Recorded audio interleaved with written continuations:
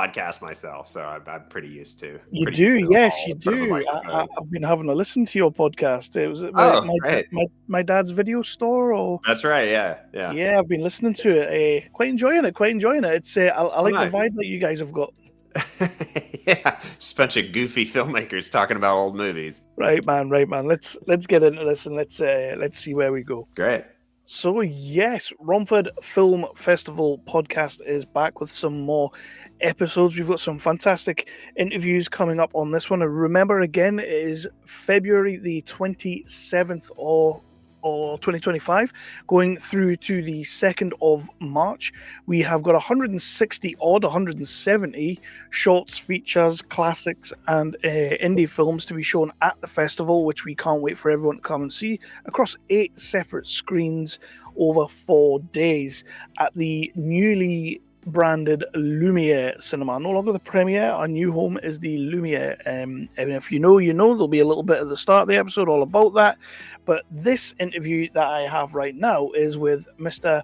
Brad Jones. We're going to be talking about his movie, The Red Hourglass, a short movie that is showing on Sunday, the 2nd of March, Screen 1 at 2 p.m., part of the short film showcase number 5. And I'm really excited to talk about this short, but also a little bit angry at you, Brad, and we'll talk about that in a second.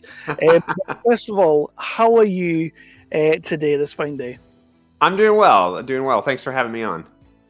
So, I have a mortal fear of spiders. I apologize for that. Yes. I should put a disclaimer, a warning at the front of this film. It's like, there's spiders in this, guys. So. I mean, you really shouldn't, because it got the desired effect from me, but I am absolutely terrified. Doesn't matter how big, how small, I am terrified of them. And that is like a little part of your movie. It's not like the main part of your... Well, it is the main part of your movie, but it's there. But once I see that, I'm done. You've got me long though, because that's like the opening image of the film. So. You've got me. I am paralyzed. I am stuck to my chair and I can't move. But you've got me. So, well done on that one. Firstly, though, what I like to do, this could be somebody's first time getting to know you, getting to see about your projects, getting to hear you talk about your films. That's how I like to treat every podcast that I do. So what I want to ask, the first question is how you got into the filmmaking industry, and most importantly, why would you do that to yourself?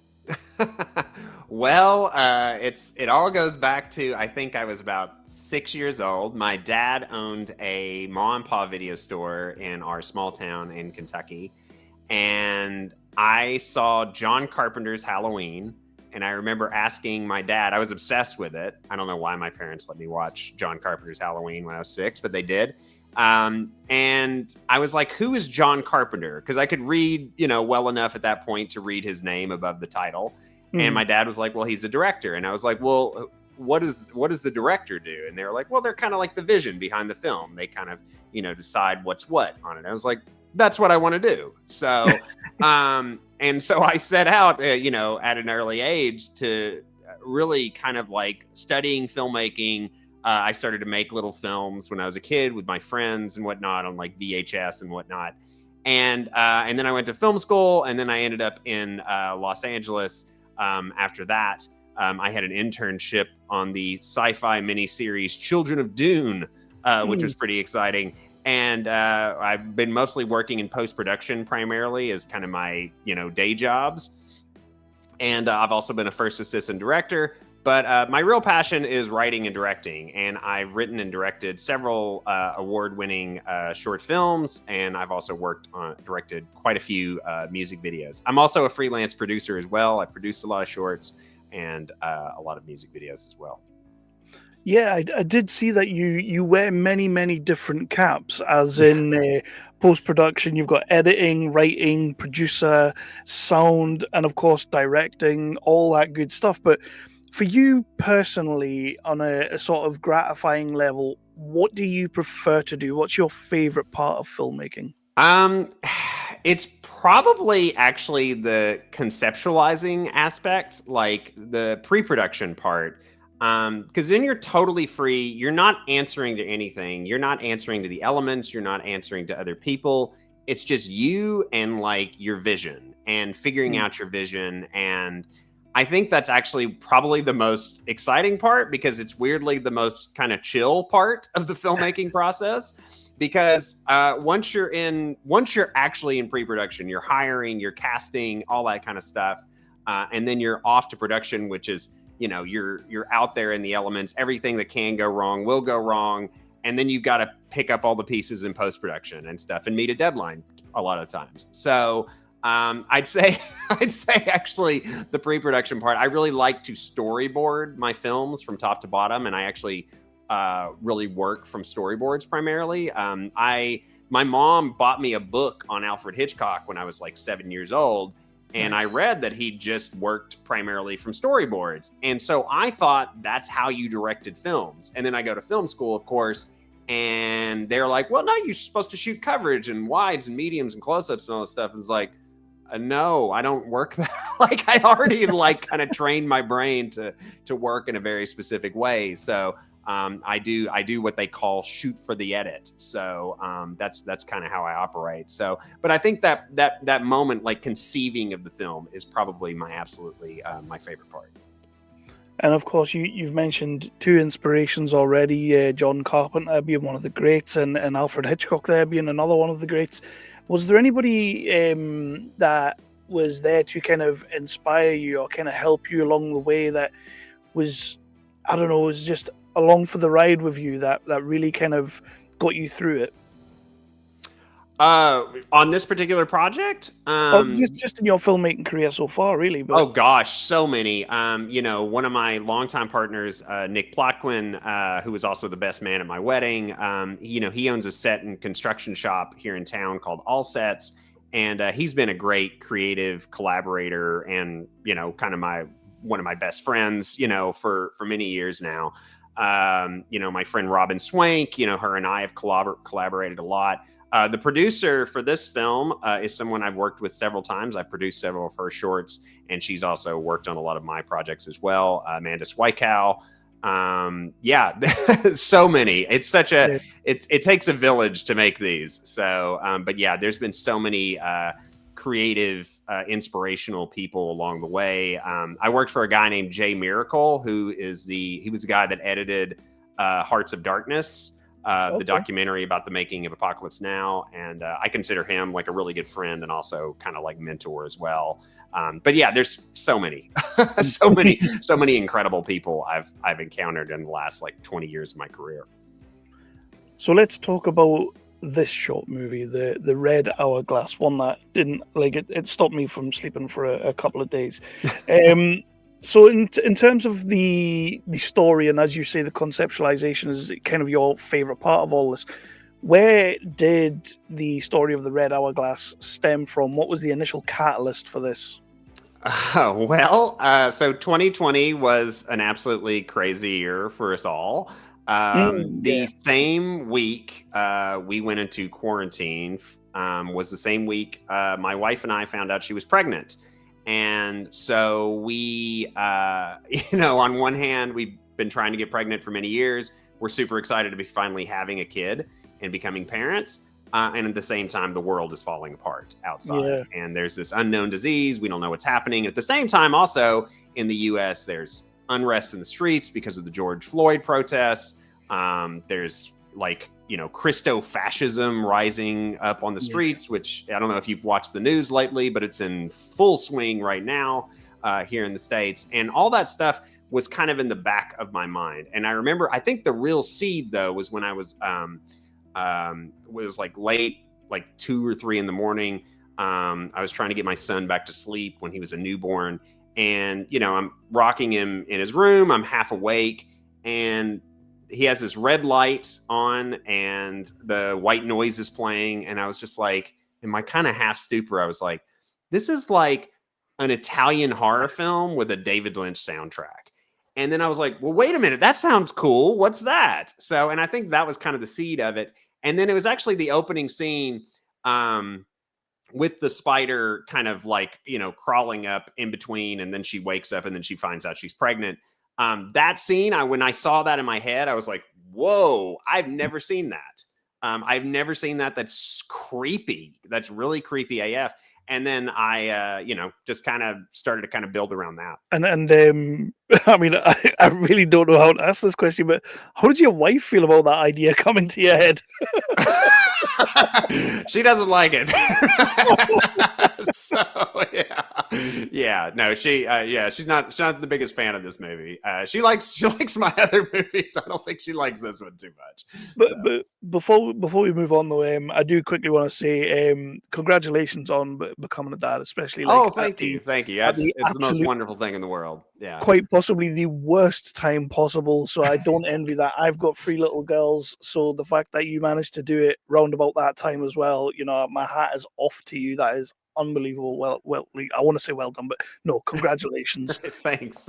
And then we need to get on to casting, because casting for this is going to be hugely crucial. And you have Caroline Quigley as new mum Rebecca, and she is sensational in this shot. Yes, she is. There's an otherworldly quality to Caroline Quigley that it's hard to really state what it is, but it's like this old school actress with this sort of modern beats to her. How did you manage to find Caroline? Was this someone that you'd worked with before, or you just always wanted to? No. We had a casting call on Backstage and a couple of other sites, and I think I found her on Backstage. And she, I saw her reel first, and then I was like, oh, she's really great, and she just had just a knockout reel. I was like, well, she's definitely a really good actress. I could see her playing the role potentially.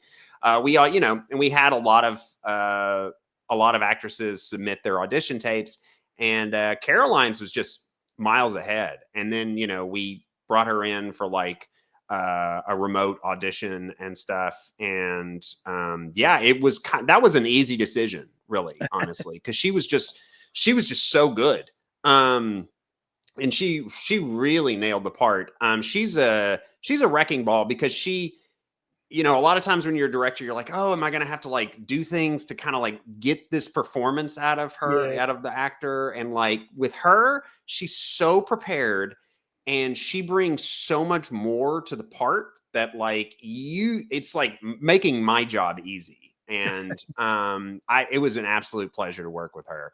And she's just a delightful person as well. So it was that was that was one of the things that went really right on this project. Other things, not so much, but casting, huzzah! That was great. And with that, obviously you guys worked really closely to make sure that because let's be honest, there is a little bit of this story or this short movie that in other hands could have maybe went a little bit overboard, if you know what I mean. It could have became a little bit campy, a little bit goofy, but it never does. It maintains. So how did you guys work together to kind of make sure that, you've amplified that a little bit? Let's tone it down a little bit. Was she open to that kind of suggestion, and how did you feel about it? Well, we just talked. We just, we rehearsed almost like a half a day, before we ever got into production. And I remember we really figured out, because we shot in my house, so we could actually rehearse on set in a way. And I think that was extremely beneficial. And she, at first she was trying it one way, and then I, kind of helped sculpt her more towards what I had in mind. And she just nailed it. And like, and honestly, she even took it to an even more serious tone than I ever thought. It's interesting. We had a different ending on this film, and the ending was a bit more campy. And when I'm looking at it in post with everything else, I was like, tonally, this doesn't fit. This doesn't work. I wasn't happy with the effects either, but like, it just didn't work. So like we shot the ending that you see in the film now is from a pickup day, a day when we were shooting inserts. We brought Caroline back to shoot that. So that was a struggle. And that was actually a struggle in the writing process too, because everything else I've made has usually got like a comedic edge to it. And I was hell bent and determined to like keep that at bay on this one. I was like, I want to make a serious horror film, because I love those 70s horror films like The Exorcist and like Rosemary's Baby, which is late 60s, and The Omen. They're like good dramas too. And that's what I was like determined to make with this one. I was like, I really want to make a movie that is a strong drama, but at the same time, a really creepy horror film.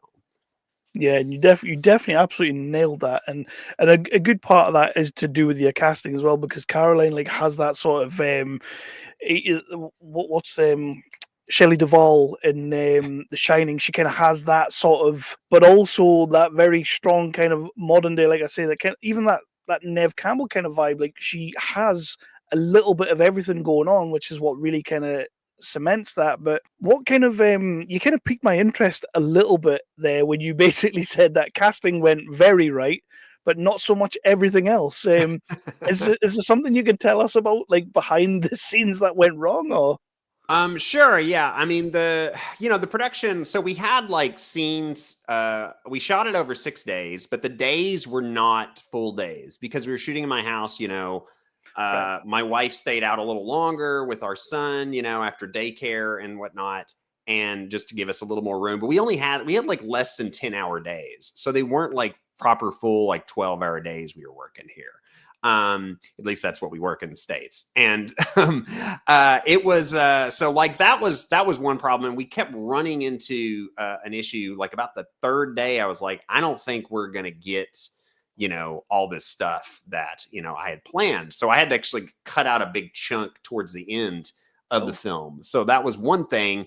Yeah, there's a whole sequence where she walks out into the house and the house is just covered in cobwebs and stuff. And we bought like a cobweb gun and all this stuff to like spray the house down. And like, we didn't do any of that because we didn't have time. We ran out of time. I was like, if there's one thing I can cut, that's a big scene. It takes a lot of setup. It's got a lot of Mhm. coverage. And that's like one thing that could go and the story will still be fine without it.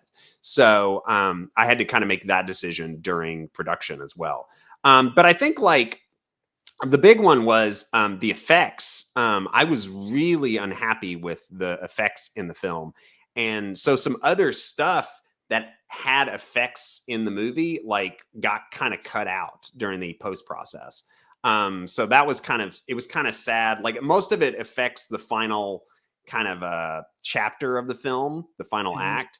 And, but like, yeah, I was just that they just didn't look as polished and good as I think the rest of the film, because I felt like the cinematography was great and the sound design ended up being great and the music and the performances, but like yeah, the effects just kind of drug it down. So every time I look at them, I would just I just like I just couldn't stand it. So the only one that's kind of left in really is the dream sequence and stuff in the second act of the film.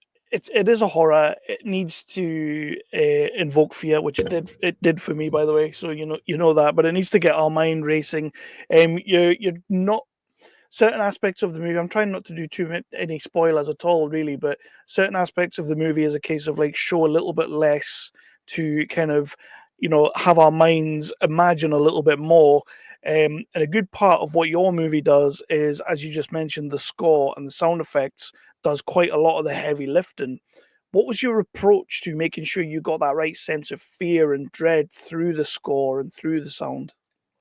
That was a big part of the work, because we'd shot the film, I think, in April of 23, and we didn't actually finish it until February of 24. So because we had to spend a long time on the music, and it was a friend of ours. I had produced a music video. Jason Miller is his name, and Jason Miller is in a band called the Lumerians, and I'd produced a music video for him years ago, and he was interested in working with me on this. We kind of talked about it on like a New Year's Eve like Zoom during the pandemic and stuff.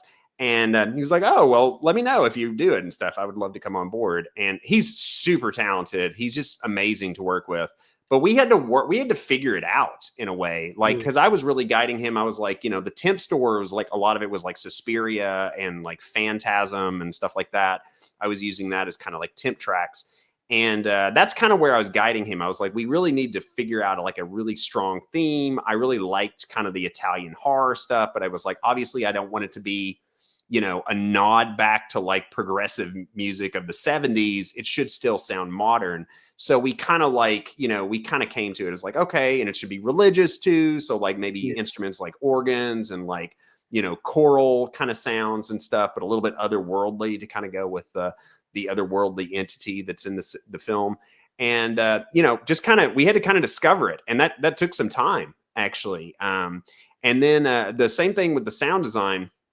A longtime collaborator, Brian Hawk, he'd worked with me on 2 of my other previous shorts, and he's great. He did the mix, he did all the sound design as well.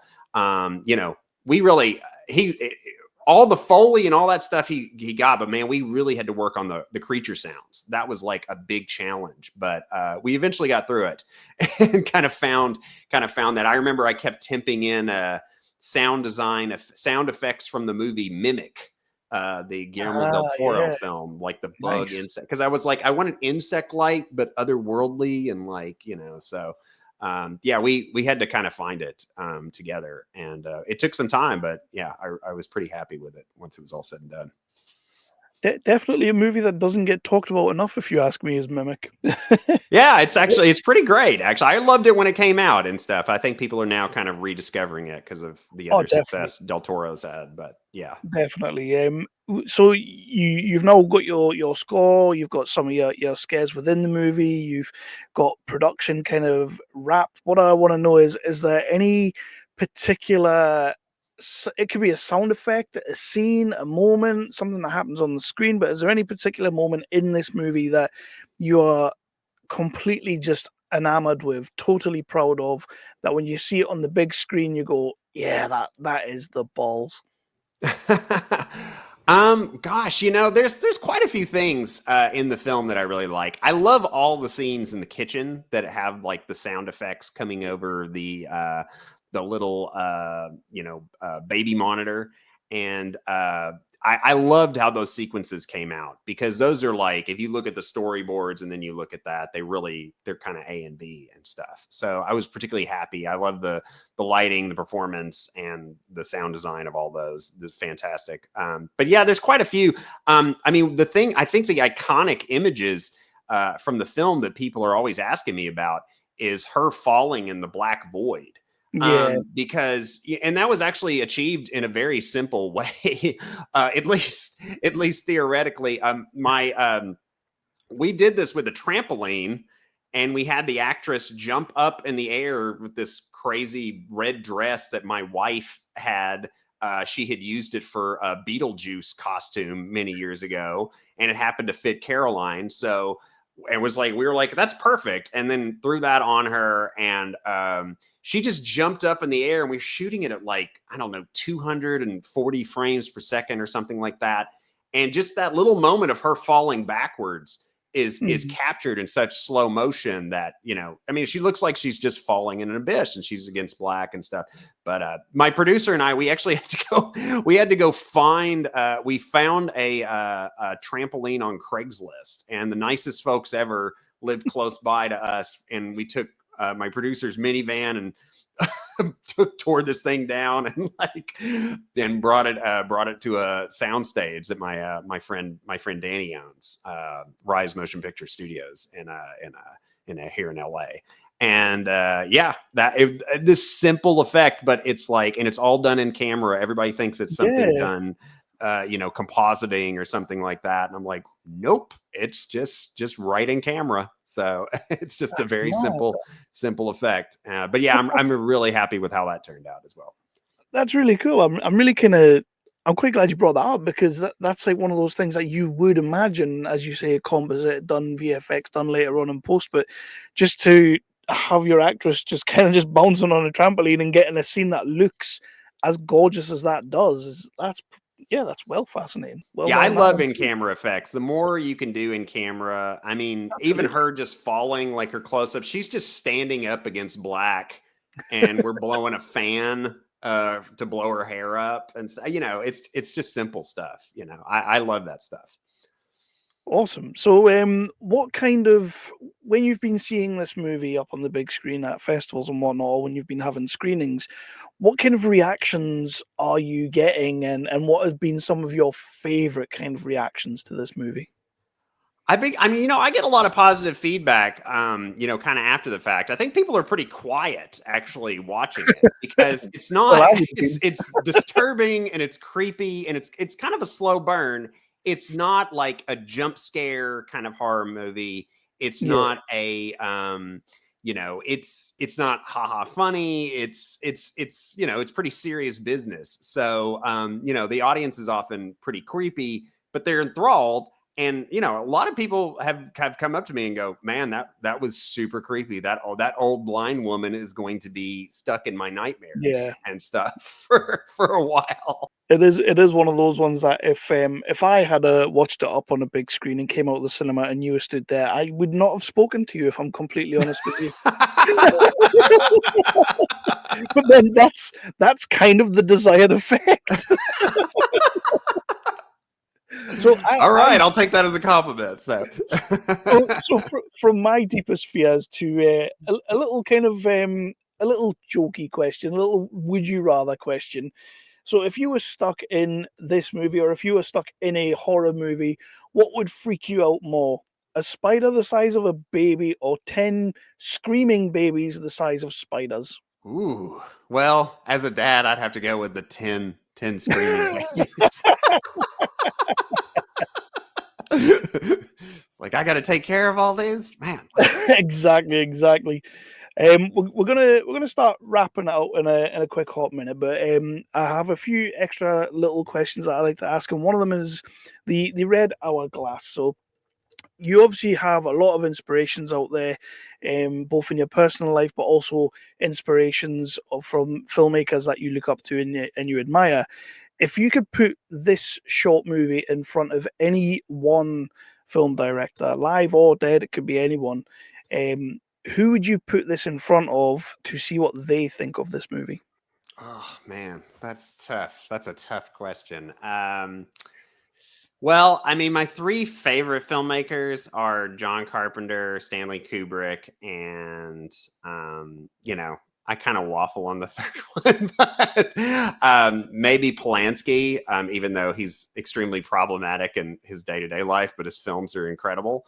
Mm, But I'd probably say John Carpenter, actually, just yeah. because he's really what kicked off my love of films and stuff. And yeah, probably him. But I don't even know if this would be his cup of tea. Actually, I mean, it's very different from other stuff that he works on. So I get the feeling that, like, Carpenter probably just likes to unwind with a little bit of different from what he normally does. So, yeah, yeah, I think he unwinds most of the time with video games these days. So yeah, that seems to be his thing right now, doesn't it?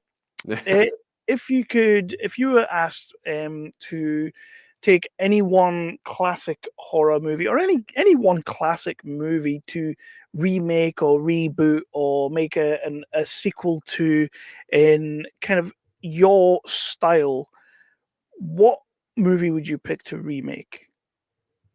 oh gosh, ooh, that's tough. What film would I remake? Oh man. I mean, I don't know. Like, I'd almost like maybe remake a movie that like has good ideas, but maybe wasn't like as seen or something like that. Like something like Night of the Comet, Nice. which is such a cool movie and stuff, but like it's not as well known. You know what I mean? So, but that might be an interesting movie to like kind of bring back, or even something like that. I don't even. It's not a great movie, but like I could see like a lot of potential. Something like Maximum Overdrive, you know, Mm, like Stephen King's. Like I don't know why I was thinking making this, but yeah, it has a lot of fun elements in it and stuff. Yeah, there's a lot. Maybe The Hidden. That's a great movie that a lot of people haven't seen. I really love that. But yeah, some of these movies, they're so good. I'm trying to think of yeah, no, I've got one. The Sentinel from the late 70s is great. But you know what? You know what? No, no, no, no. I have the perfect answer. The Keep. Michael Mann's The Keep. Because Michael Mann's The Keep is such a good story, and full of so many great ideas. And because it was interfered with so much, it's like half a great movie and then half not. And like, but man, the half of the great movie that's there is so good that I would be like, I'd be down, really down to do the keep. So At last year's Romford Horror Festival, we did a late night showing of The Keep.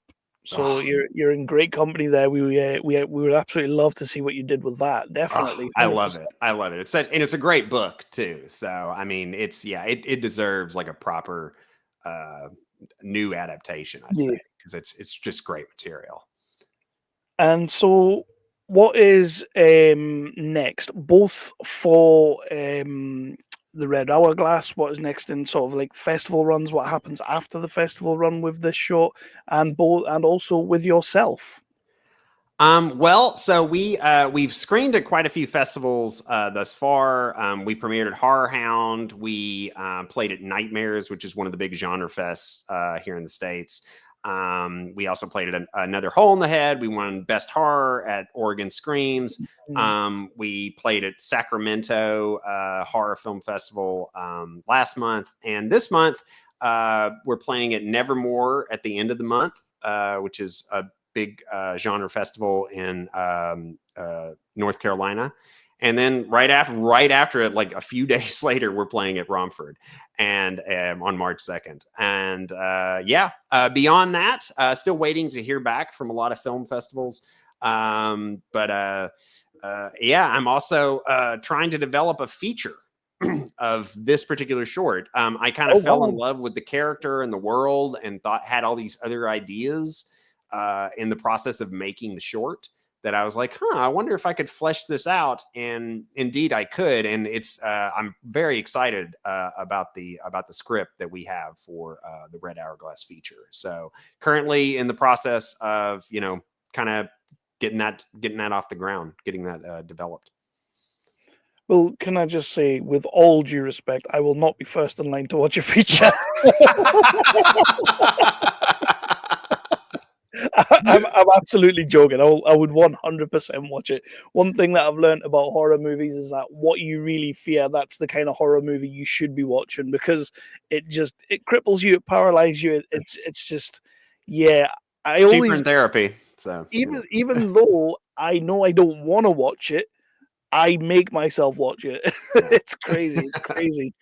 So one question is like an obvious question that I tend to end out a lot of these things with is if you could pass on a little bit of information to any filmmakers wanting to do the come up. But I want to retcon it a little bit with you right now. And I want to basically ask if there's something that during this filmmaking journey that you've been on, is there something you've learned about filmmaking that you didn't necessarily know that you would love to pass on, or something you've learned about yourself that you'd love to pass on? Well, on this particular project, I learned never ever shoot in your own home, because it is such an inconvenience on your family. It's just not worth it. Don't do it. Find a location, spend the extra money, shoot longer days, etc. So that's for one. I think I'd pass on to any young and up and coming filmmaker. Definitely go in if you want to be a director. Go in as prepared as humanly possible. Have everything thought out, from like the actors beats to how you're going to compose things to the language that you're using to make the film.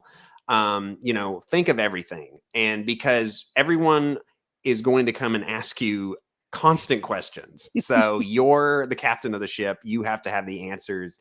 So the more prepared you can be, you can help instill confidence in the crew that you definitely have a vision, and just get everybody on the same page to chase your vision. But also, I will say, be prepared to listen to people, because they often have really good ideas, So people that are working actors have great ideas about their characters, because when you're a director, you're thinking about everything. You're thinking about every bit of the movie. You have a big broad kind of perspective on the material.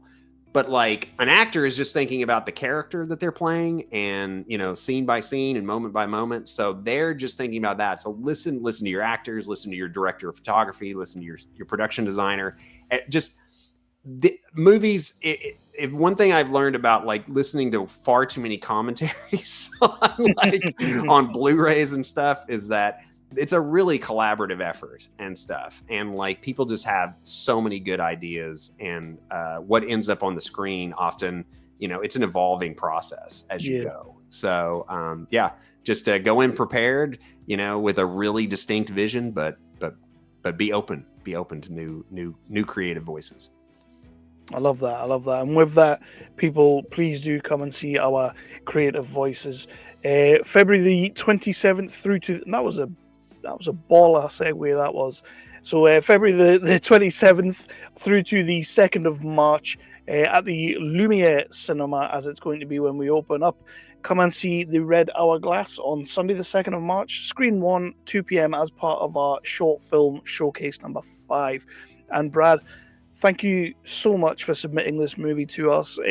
We all universally loved this short, and I know I kid about me and my fears, but I thought this was a cracking short. Everything about it.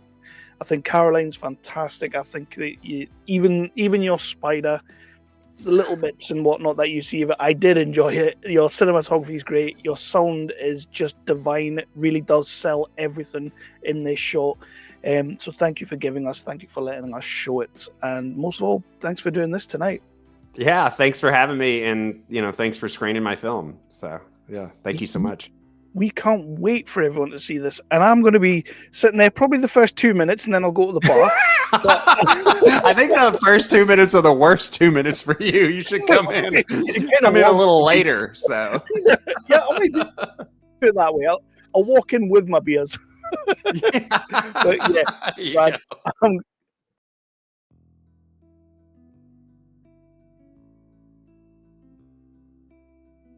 I am sat to talk to Richard O'Hare, the writer of Body Worn Video, a short we're going to be showing that I'm super excited for everyone to see because it touches on 2 or 3 of my favorite genres. But I absolutely love this short. How are you today, Richard? How are you keeping?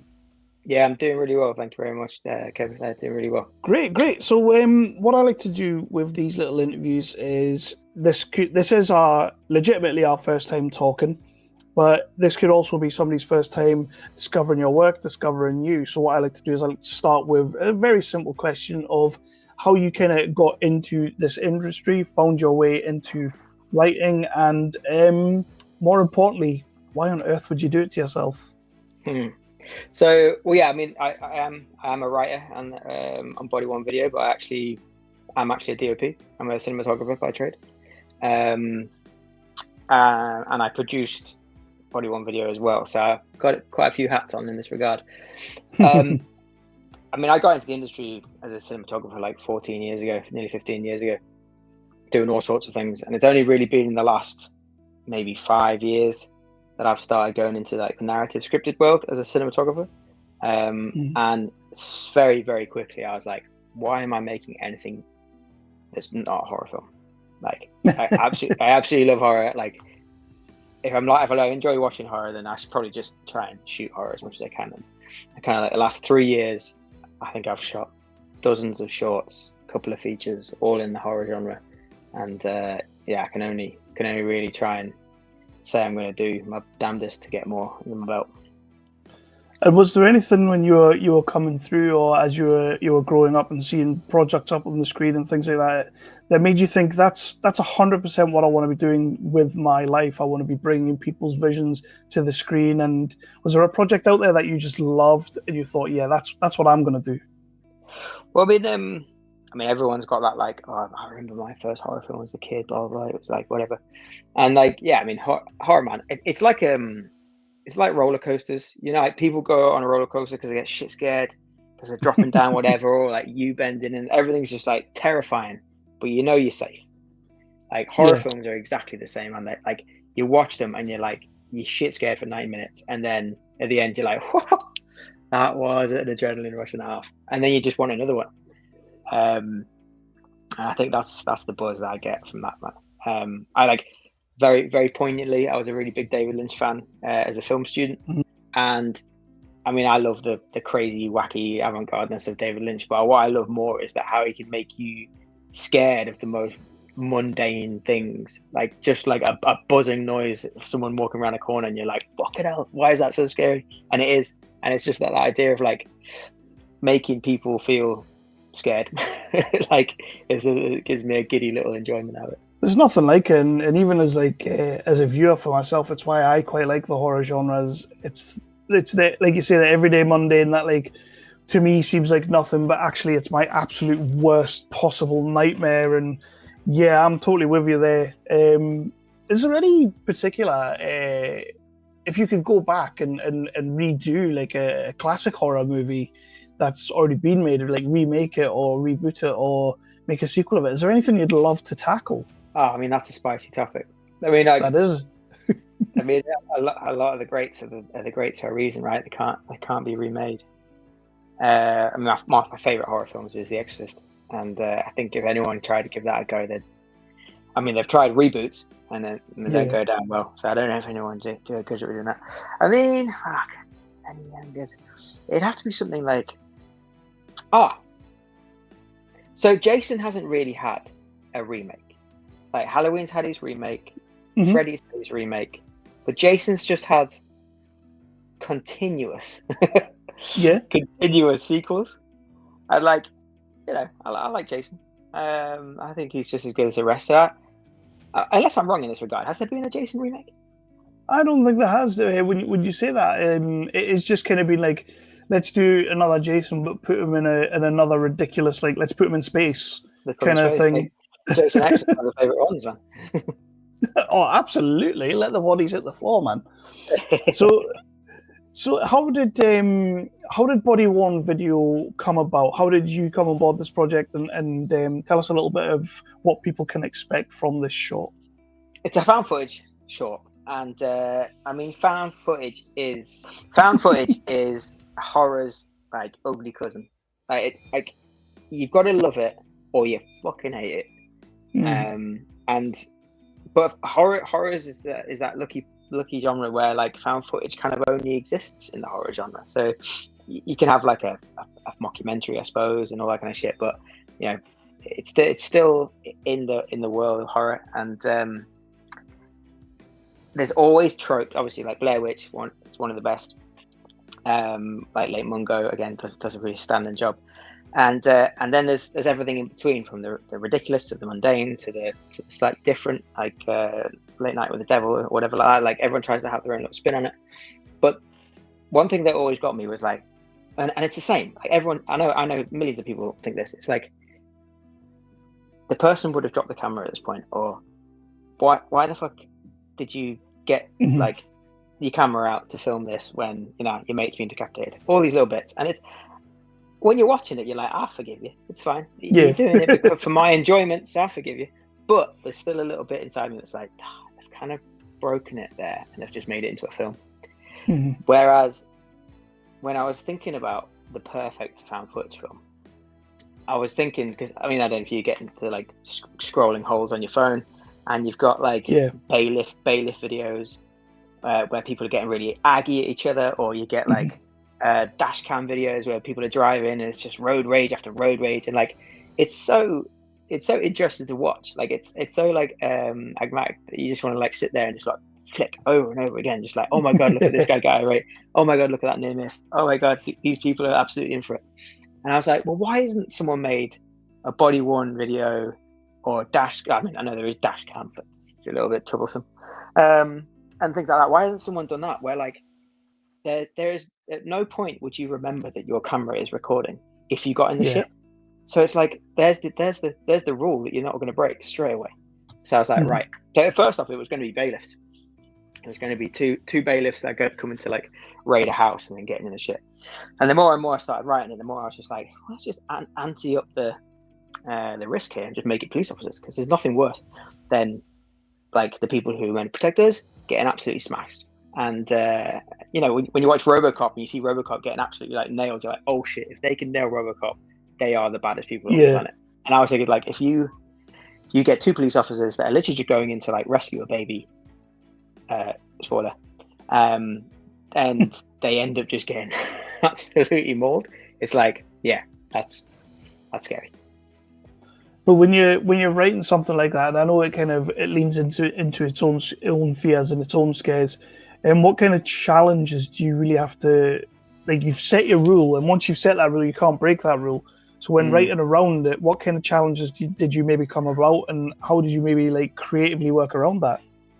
So I mean, I work with a director friend of mine, Tony Hipwell, and after I'd done like a first draft or two, he came in and kind of like tweaked it a bit, like did some character development for me, and we both sat there for so long being like, when we film this, there's no close-ups, there's no cutaways, like you can't, you see basically doing your scenes in a one shot on two cameras.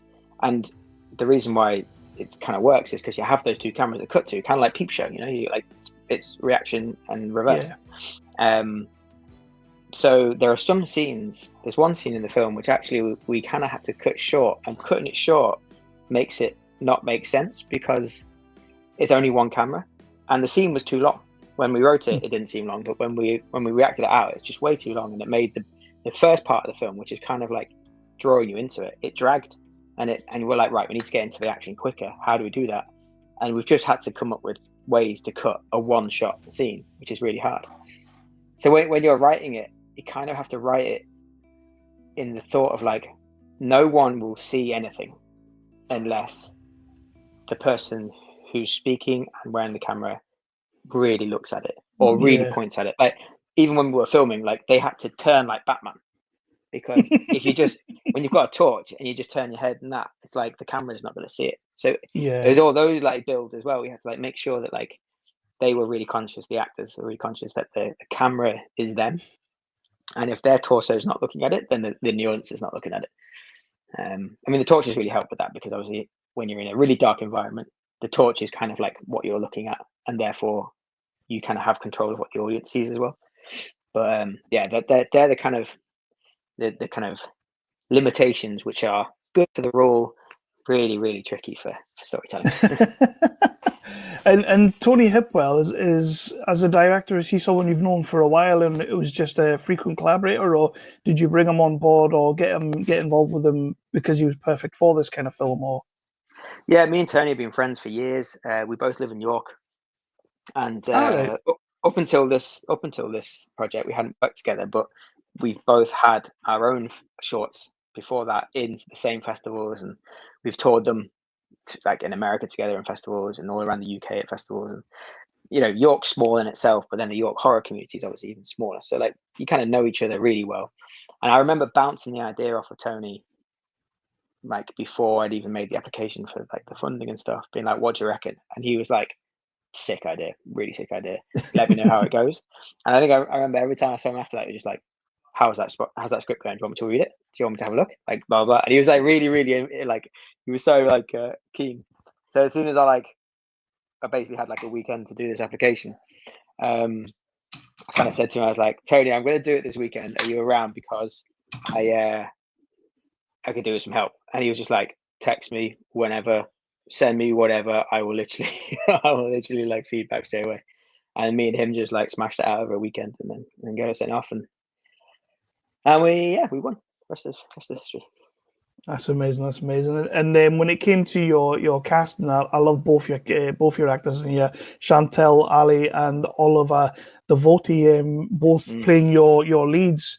Did you have a lot of influence in that as well? And were you sort of collaborative with them as well as Tony on that process? Yeah, big time. I mean, I suppose I was more involved in the casting process. I think Tony was probably more involved with them during the like rehearsals and acting and things. Cool. But I'd known Ollie's from the northeast like me. We're both Newcastle lads, and he'd worked on a short with me the winter, like the year before. Basically, like, we got the money, we got the funding in like February. Took us a year to get it shot, and I think the February before I got the funding, I'd worked on a short with Ollie, and he was amazing.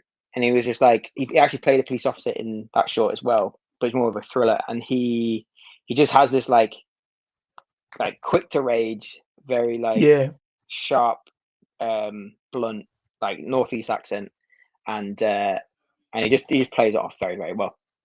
And so when we were like, oh, we need some like semi prejudiced northeast older cop, like long in the tooth kind of thing going, I was like, I know the guy. And then during this time as well, he'd been doing some stage stuff, and I saw he'd grown a mustache. So I was like, Ollie, keep that tash. Don't shave that tash off. We want to include that in the thing. So he was like, all right, I'll keep it on, I'll keep it on. And then with Chantel, I'd worked with a casting director. I worked with a casting director quite a lot on commercials and stuff. And I just said to him, like, oh, I'm looking for like a young female actress. She kind of needs to be a kind of chalk and cheese to Ollie, and he knows Ollie as well. And he was just like, oh, so you want someone from like London, basically, very posh, quite young. I was like, yeah, I mean, that'd be perfect. Yeah, someone who can play like someone who's smart but a novice, and you know, not like afraid to speak up, but also kind of timid. And he was just like, showed me a few people. I was like, okay, Chantel, she's amazing. And she'd just done some work with in Idris Elba's Hijack. So I'd seen a few bits from that, and it looked amazing. And she nailed it to her. Like she came in like relatively like kind of an outsider to the group, and just gelled with everyone, just like got on with it. And kudos to her, like she's basically the main cameraman for the whole film.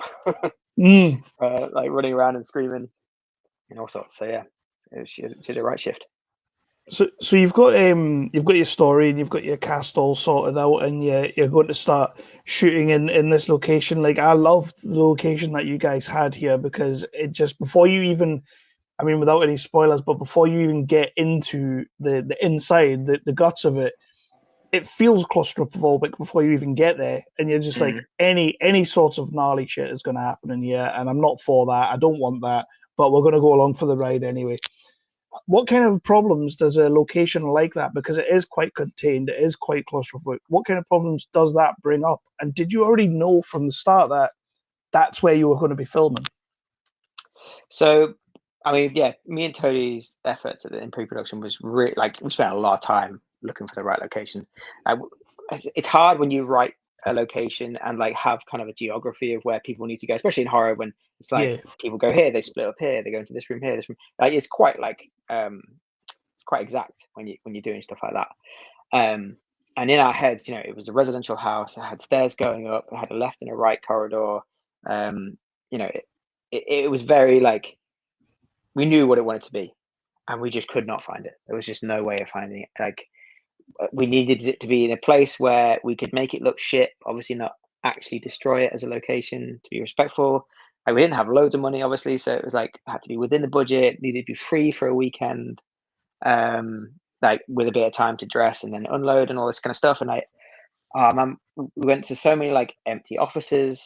There was a little bit of a time when we were like, oh, there's loads of pubs that are closed down. Maybe we could use a pub and we can have like some like satirical metaphor about the UK pubs closing down and like add that in and stuff. And you know, we had all these different ideas whirling around, still couldn't find anything. And then the actual location is it is a Halloween theme park. And we know the guy who runs it because we've done bits with him before, used various parts of his location. He owns a wedding venue, been to many a wedding at his place, and it's just this huge place just outside York, and it's basically a farm. And but he's built this like Halloween attraction, but obviously it's only open like in October. So for like 10 or 11 months a year, it's closed. And so I was like, well, let's go have a look, because like I mean, obviously it's pretty dingy, but also it might be too overdressed. It might like look like stuff we don't need it to look like, you know. And we went in, and he has like an Egyptian themed one, he has like a cannibal themed one, a space themed one, and the one that we had was it's like a zombie outbreak thing. So it had a few medical equipment around. It had the ambulance in it, which we used. But when we got there, he was like, oh, we're actually halfway through tearing this one down, because I'm going to make it into like a hillbilly kind of Deliverance-esque themed one for this year. He's like, so you could smash the hell out of it all you want, because I'm just going to smash it up as soon as you leave. So we were like, oh, mint, that's such a find. So we did a recce, had a look around. We kind of thought, oh, maybe it's still too like dressed. And then we came back and he'd taken more of it out. And we're like, actually, now he's taking more out. It's more of a blank canvas, but it's still got that dinge. It's still kind of a maze with the way it's all like laid out. All we had to do was in the script just change where people go. They're not going upstairs. They're going around corners. You know, we had to just do a little bit of like due diligence there. But actually, it actually made it 10 times better. And the fact that it had an ambulance in there was just unreal, because there's a little bit of a backstory to the whole thing, which you probably don't get watching the short, because why would you? You haven't read my pitch deck. But these bad cult people that end up doing all the nasty stuff, they're actually only aiming at first responders, at the at civil servants, and I guess you could once you know that, it makes sense, because they always prank 999 and they try and get people to come out, and that's the trap. So if there's an ambulance already in there with an already dead paramedic in it, it's like, they've already got the paramedics, now they're going for the police. And it's like, me and Tony were just like, that fits like perfectly. I was going to say as well, because that is probably my favorite little section of the show, is the ambulance, because you're just in this position where, like, holy shit, I'm not only am I in this place that I really don't want to be in, but now I'm stuck in the back of an ambulance in the middle of this place where I don't want to be. So it's quite terrifying, to be fair. It's a great little scene, but to know that you kind of just happened upon, or you knew of this place, you get there and there's already an ambulance in built. I mean, why would you not film there? You know what I mean? Right. One of the questions I did have, and you kind of mentioned before about the cultists or the bads in the background kind of thing.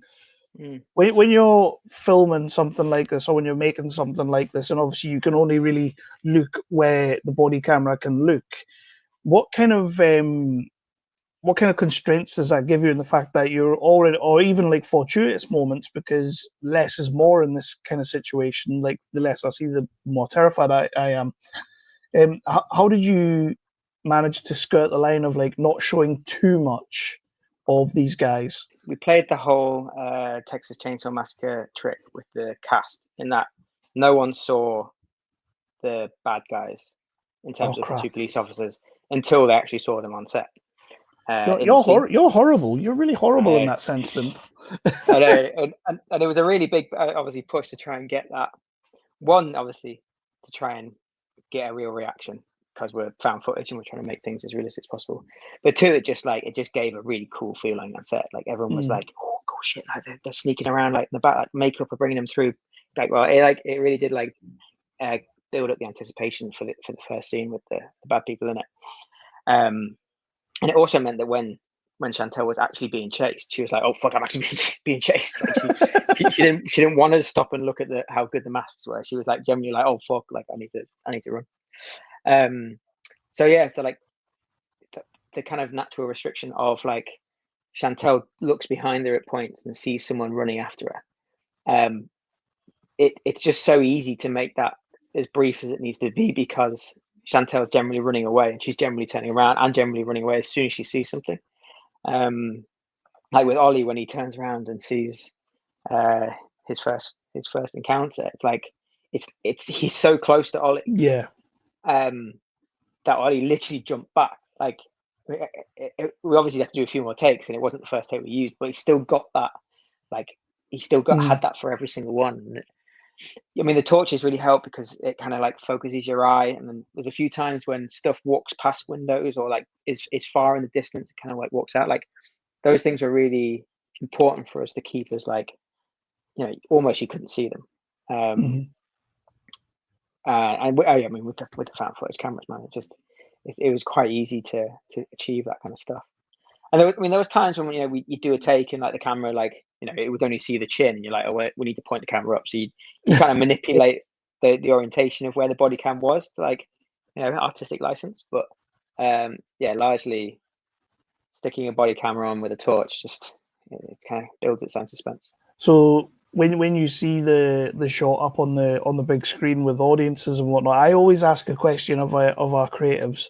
and that is that, like, you can always tell me exactly what's wrong with the movie when you see it on the big screen. You can tell me every little thing that's wrong, but my question usually ends up being, what are you particularly proud of, which we'll get to in a quick second. But I want to revise it a little bit for you, and because there are a few moments in this that get genuine, like, holy shit moments.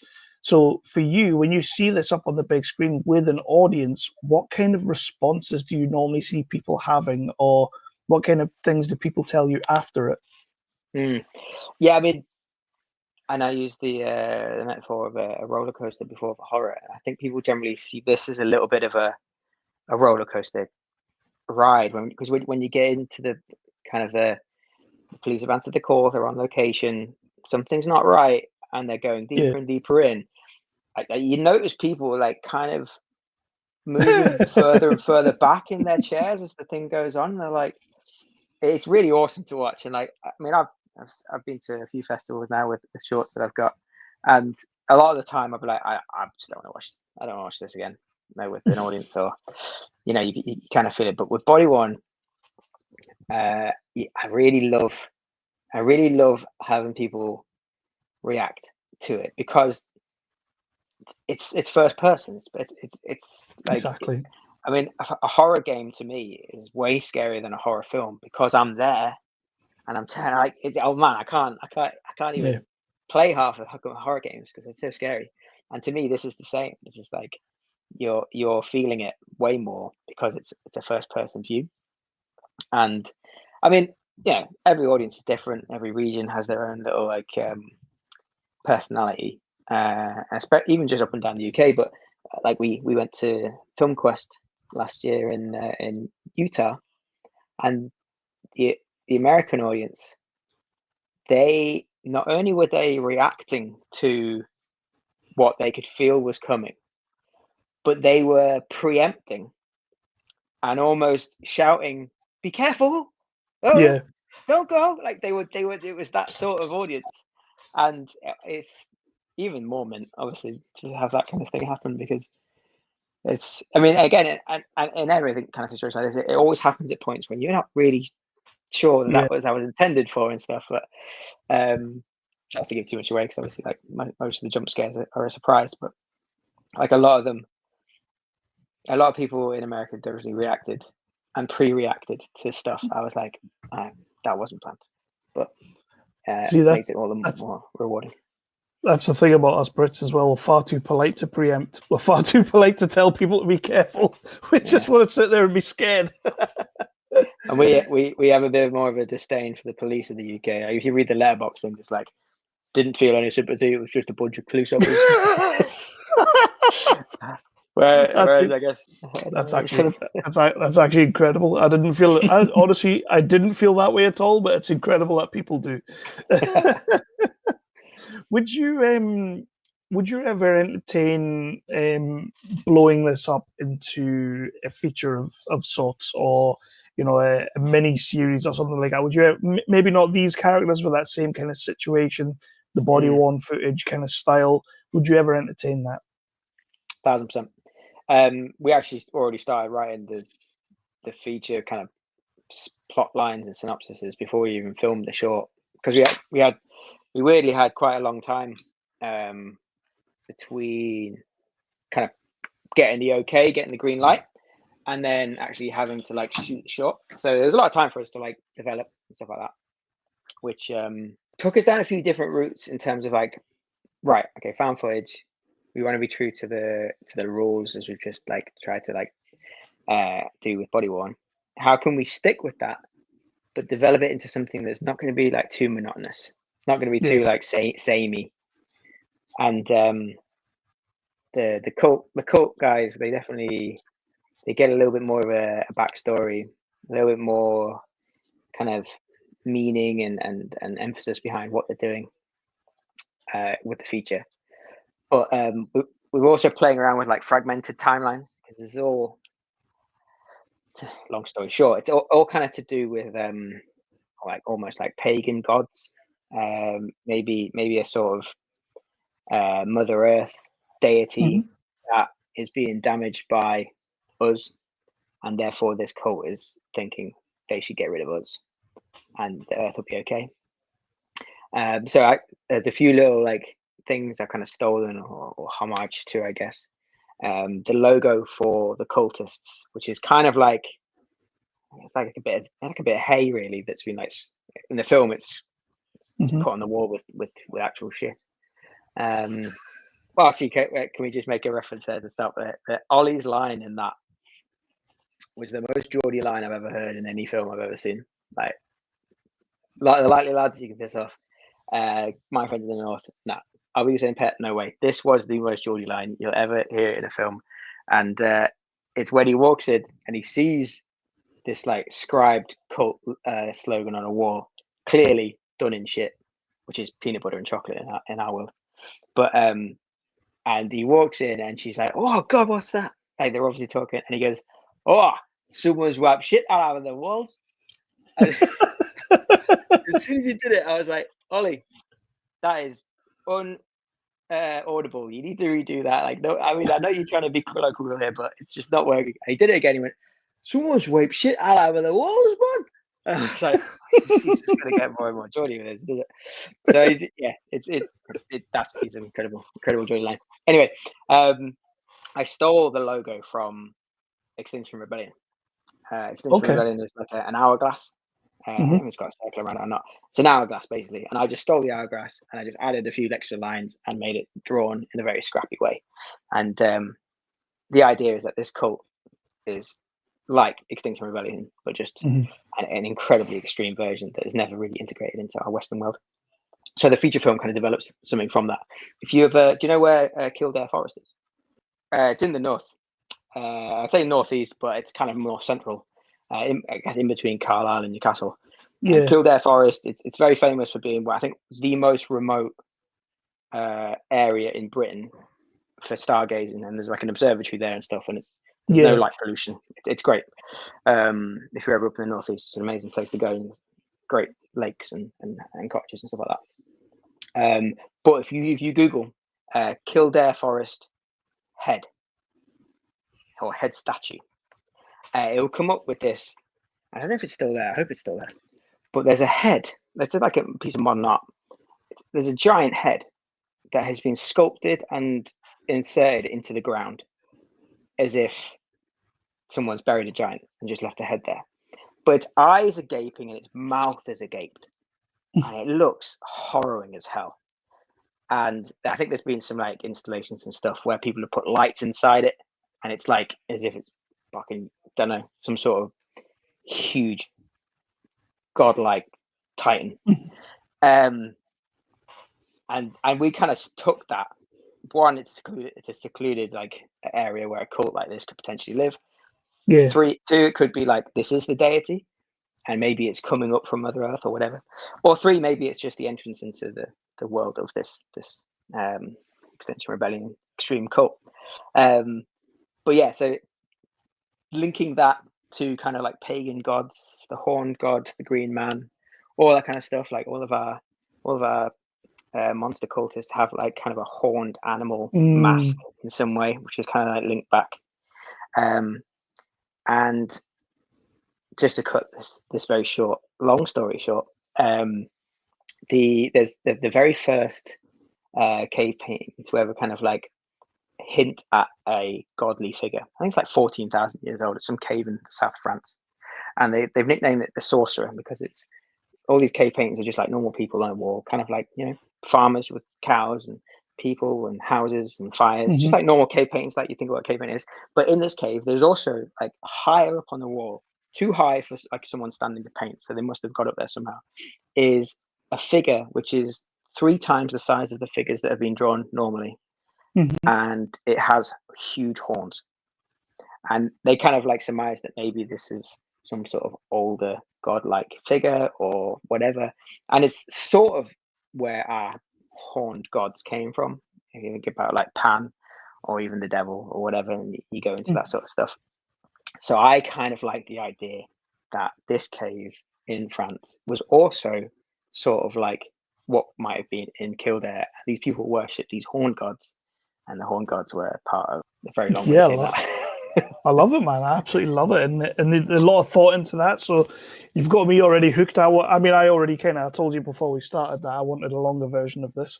It kind of ended, and I was sort of like, no, where's the rest of this? Because it is. But I mean, that's the sign of any good shot. If you could, if you could show body worn video to any director or any creative that you truly admire or are inspired by for a little bit of feedback on the shot or just what they thought of it, who would you show it to and why?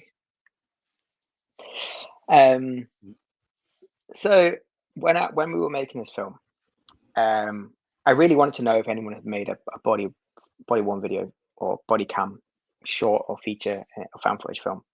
I scoured around, and there are a few that use the method. Like there's one called Body Cam, which is more of a mockumentary kind of crime drama of missing police officers, and they use the body cam as an intro into the film, as like people who are watching the body cam footage, and then it flicks to like a kind of very composed interview of someone saying, and that was the day I lost my husband, you know, and it kind of just plays out like that for the rest of the time, and they just revert back to the body cam. There actually, we did find a short on YouTube of an American body cam horror, which came out before ours technically, but I think ours is better. and then like you said, there's End of Watch, which kind of has the similar vibe, but definitely more Hollywood. Still has that non-found footage elements to it as well. However, there is one other short which, when I spoke to a colleague of mine, a friend of mine, a guy called Jed Shepherd, he produced and wrote, host Dashcam, and he's gone to do the Blair Witch Project behind the scenes documentary thing that's just come out as well. When I spoke to him about it, because I was like, oh, can I get some found footage advice off you? He said, oh, have you seen that short anthology series that Sam Raimi did? I was like, no, I've not even heard of anything that Sam Raimi did. He's like, oh, there's a body cam short in that. I was like, oh, okay. So I still haven't been able to find it, but I've seen clips of it and the trailer and stuff, and people have done like reviews of it, which includes content of it. And it is sort of along the lines of ours. It's like there's a demonic cult in a warehouse in America, and the police arrive and they go in. But I think it has kind of like a little comedic spin. They enter in, they get into a conversation and stuff like that. So it doesn't go down the kind of like hard and gritty thing that we do. But on that note, I would love to get Sam Raimi's eyes on it, and I'd love to know what he thinks, because I know Evil Dead isn't necessarily a found footage film, but there are moments in it that he uses, like the POV of a demon running through a forest, or you know, he has that handheld cam thing down that like everyone tried to emulate as soon as he did that with Evil Dead. And I think there's a lot of like that in what we've done in terms of like that first person, very quick, scary monster stuff. Well, Richard, that's a fantastic answer. And with that, we're going to start wrapping out. Thank you for giving us body worn video. Thank you for submitting it to the festival, for letting us show up on the big screen. I can't wait for people to see it, because it is one of the few shorts that we've got. I mean, horror does immerse you, but when you're, as you mentioned earlier about the sort of the video game almost aspect of it being in first person, and you're stuck in that camera, you cannot go anywhere. People leaning back in their chairs, I can totally understand that. It's kind of how I felt watching it in my living room. So I can't wait for people to check this out on the big screen. But one thing that we do at the Romford Festival, we'll wrap out properly in a second, but one thing that we do is at the bar, we like to have cocktails based around our movies. There'll be something to do with something in the movie or anything like that. We make themed cocktails. If Body Worn Video was to have a themed cocktail at the bar, what would be in it and what would you call it?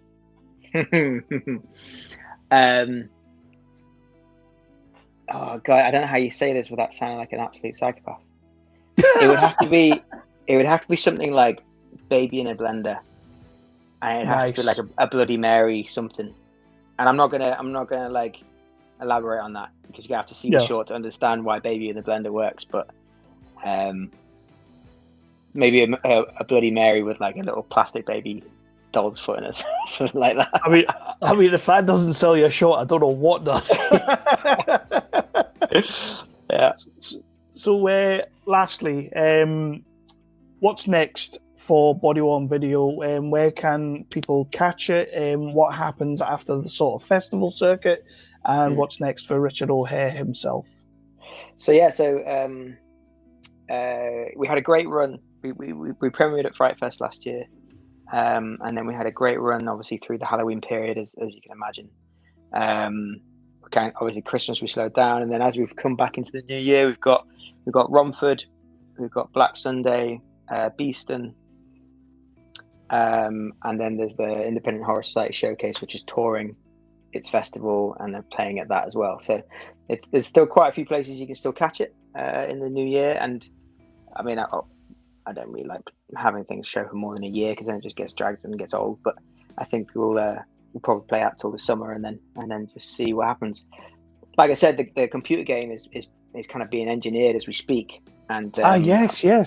So a lot of the effort now from the execs are kind of getting the beta versions of that out and having it tested and played and stuff, and integrating the film storyline into that sort of game element, which is awesome to see the kind of like updates on.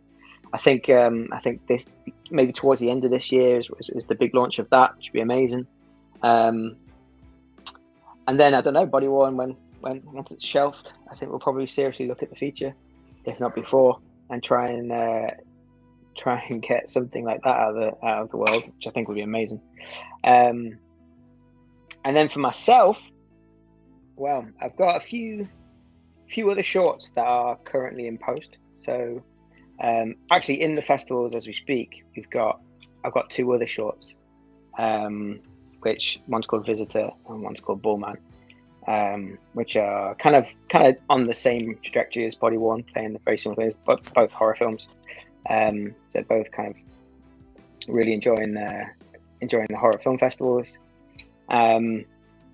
Like I said, a few of them that are in post that are hopefully coming out soon that will also do that. And then I've got two feature films I shot last year, which will be coming out to Amazon Prime sometime during 2025.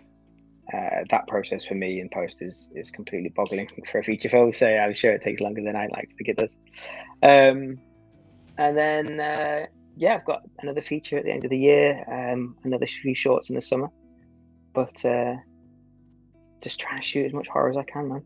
Just trying to get me petrified on set all the time.